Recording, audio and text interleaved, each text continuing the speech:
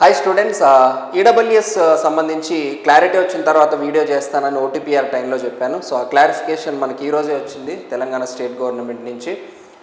మనకు ప్రీవియస్లో ఉన్న ఈడబ్ల్యూఎస్ ఫామ్కి ఇప్పటికీ కొన్ని చిన్న మార్పులు వచ్చాయి. సో ఆ మార్పులు ఏంటి అనేది చూద్దాం. సో ఫస్ట్ థింగ్, ఈడబ్ల్యూఎస్ మనకు 10% ఆఫ్ ది రిజర్వేషన్. సో ఇది already 10% of the post reserved. So ఇది ఆల్రెడీ మనకు తెలిసిందే. అయితే ఆ ఎలిజిబిలిటీ ఎలా చూస్తారు అనేది చూద్దాము.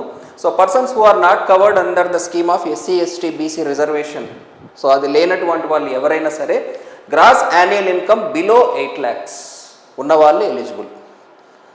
మరి గ్రాస్ ఇన్కమ్ అంటే gross income of the family. ఒకవేళ ఇద్దరు పేరెంట్స్ వర్కింగ్ అయితే ఇద్దరిది మనం కన్సిడర్ చేయాలి. ఇది కాకుండా along with the salary, agriculture, business, వేరే ఏదైనా సరే, అంటే మీకు ప్రాపర్టీ ఉంటే ప్రాపర్టీని, ఇంతకుముందు ప్రాపర్టీకి లిమిట్ ఉండేది 5 acres లోపే మాకు ల్యాండ్ ఉందని, మాకు సొంత ఇల్లు లేదని, ఇట్లా కొన్ని కండిషన్లు ఉండేవి ఈడబ్ల్యూఎస్కి. ఆ కండిషన్లకి ఇప్పుడు వెసులుబాటు కల్పించినారు. సో అసెట్ని కన్సిడర్ చేయాల్సిన అవసరం లేదు. అసెట్ నుంచి వచ్చిన ఇన్కమ్ని మాత్రమే కన్సిడర్ చేయాలి అని మనకు డిక్లరేషన్ ఉందన్నమాట ఇక్కడ. So either it is salary are agriculture or business, ఏదైనా సరే వాటి నుంచి మీకు వస్తున్న ఇన్కమ్కి మాత్రమే 8 lakhs క్యాప్ పెట్టారు తప్ప అసెట్కి లిమిట్ పెట్టలేదు. అది ఉన్న change. EWS can be applied by producing income certificate issued by tahsildar. ఎప్పటికీ అంటే ఈ 8 lakhs ఎలా క్యాలిక్యులేట్ చేయాలంటే ఫైనాన్షియల్ ఇయర్కి క్యాలిక్యులేట్ చేయాలి. అంటే జనవరి టు డిసెంబర్ కాదు, financial year.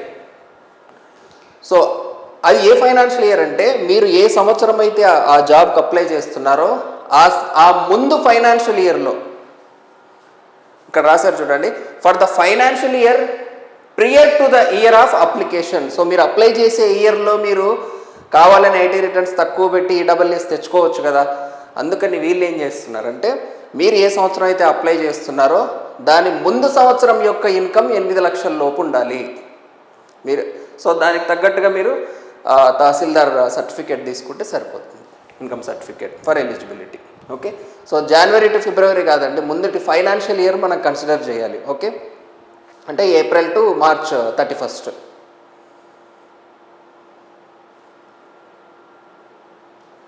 Okay, so in the view of modified guidelines issued by the government GOM 244, okay, the following changes are to be made.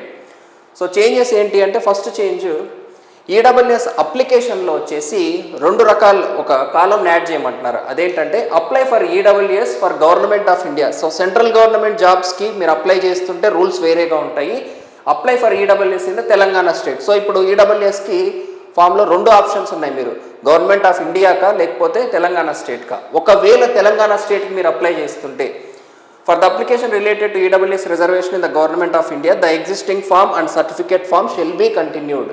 So పాత form ఏదైతే ఉందో as it is అదే form apply చేయాలి India జాబ్స్కి అయితే. But for the application related to EWS in Telangana the following changes can be made. So తెలంగాణలో changes ఏంటంటే declaration of the asset section to be removed. So assets మీరు inform చేయాల్సిన అవసరం లేదు, details. Declaration regarding ఓయింగ్ of 5 acres agriculture land, residential flat or plot to be removed. So మీకు flat ఉందా, plot ఉందా, ఈ డీటెయిల్స్ కూడా. సో మీ సింపుల్గా చెప్పాలంటే మీ అసెట్స్ మీరు మెన్షన్ చేయాల్సిన అవసరం లేదు. అసెట్కి క్యాప్ పెట్టలేదు, ఇప్పుడు అసెట్ నుంచి వచ్చిన ఇన్కమ్కి మాత్రమే పెట్టారు. టోటల్ అసెట్ నుంచి వచ్చిన ఇన్కమ్, మీరు బిజినెస్ చేస్తే బిజినెస్ ఇన్కమ్, శాలరీ ఉంటే salary income, total family income 8 lakhs లోపు ఉండాలి. అసెట్ రిలేటెడ్ మాత్రం మనకు క్యాప్ తీసేశారనమాట. అది దీంట్లో ఉన్న అడ్వాంటేజ్. ఇది అప్లికేషన్ ఫామ్లో ఉన్నటువంటి చేంజ్. సర్టిఫికేట్ ఫామ్లో మనకు ఇచ్చే ఈడబ్ల్యూఎస్ సర్టిఫికేట్లో వచ్చే చేంజ్ ఏంటంటే declaration regarding owing of 5 acre agriculture land, residential plot in the first para to be removed. So మీకు ఇచ్చే ఈడబ్ల్యూఎస్ సర్టిఫికేట్లో ఉన్న ఈ డిక్లరేషన్ ఏదైతే ఉందో అది కూడా ఇక ఫ్యూచర్లో వచ్చే సర్టిఫికేట్లో మీకు కనిపించదు. సో ఈ డిక్లరేషన్ తీసేశారు, మీరు అసెట్ డిక్లేర్ చేయాల్సిన అవసరాన్ని తీసేశారు. సో ఓన్లీ అసెట్ని కన్సిడర్ చేయరు, అసెట్ నుంచి వచ్చిన ఇన్కమ్ని మాత్రం మీరు ఇంక్లూడ్ చేయాలి అన్నట్టుగా ఉందన్నమాట ఈ చేంజ్. సో ఓవరాల్ మీరు ప్రీవియస్ ఫైనాన్షియల్ ఇయర్ అంటే ఇప్పుడు సపోజ్ ఇది ఏ నెల, జూన్ కదా, జూన్ అంటే మనకు ప్రీవియస్ ఫైనాన్షియల్ ఇయర్ మార్చ్ 31కి అయిపోయి ఉంటుంది కదా. సో మార్చ్ 31, 2022 అంటే మీరు ఈ ఇయర్ ఫైల్ చేస్తున్న ఐటీ రిటర్న్స్ అనుకోవచ్చు సింపుల్గా చెప్పాలంటే. April 2021 okay, April 1st.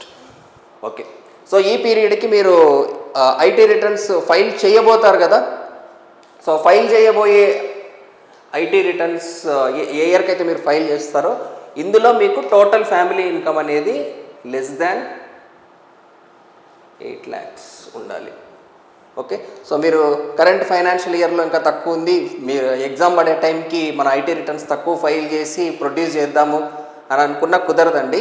మీరు ఆల్రెడీ ఫైల్ చేయాల్సినటువంటి ఐటీ రిటర్న్స్ ఏవైతే ఉన్నాయో అందులో ఉన్న ఇన్కమ్నే కన్సిడర్ చేస్తారు. సో ఈ ఇయర్ మీకు ఏదైతే ఇన్కమ్ వస్తుందో అది కన్సిడర్ చేయరు. ప్రీవియస్ ఫైనాన్షియల్ ఇయర్కి సంబంధించి మీరు ఏదైతే ఫైల్ చేయబోతున్నారో ఆర్ చేసి ఉంటారో ఓన్లీ అది మాత్రమే కన్సిడర్ చేస్తారనమాట. ఓకే, సో ఇదండి ఈ ఫామ్కి సంబంధించిన క్లారిటీ.